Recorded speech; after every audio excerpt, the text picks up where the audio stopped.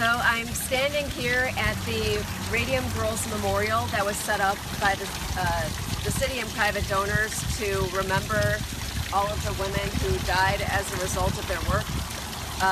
The interesting thing about this is that this memorial is relatively new.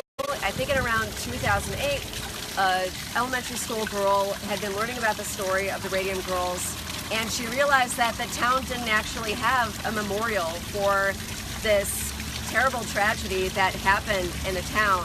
So she cultivated interest and got a petition to get a memorial set up. And so her father was a sculptor, and so he created the design for this statue.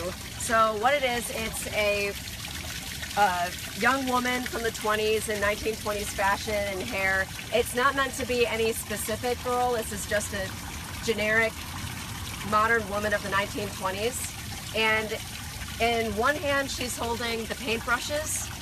The paintbrushes were her livelihood, and also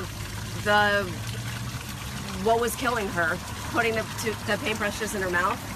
And then in the other hand, she's holding a tulip, and more specifically, it's a wilted tulip. It is a sign of the flower of their youth leaving, the life leaving them, that they were gone in their prime.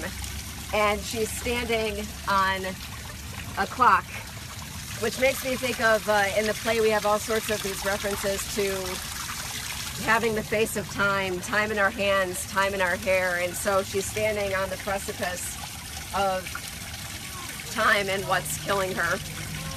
And over here, they also set up a sign with information about the Radium Girls and their story, with different quotes from the people who were involved in the case.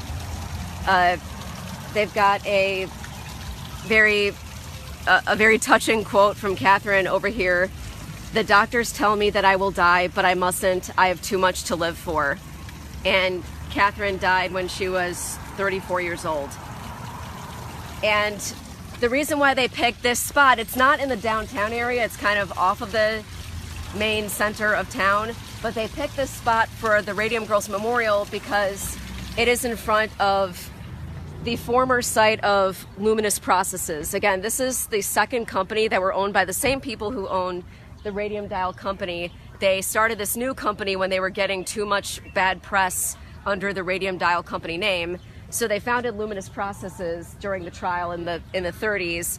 And this company was here on this site until 1978, when it got closed for having radiation levels that were too high. And this was one of the Superfund sites. And as the sign said over there, what's interesting is that most of the Superfund sites have been cleaned up, but there are still some that have yet to be cleaned up, and they will be cleaned up as funding allows. So let that sink in a little bit. We are going to take a short break to eat and hydrate, and then we are going to be heading to Catherine's house and the cemetery.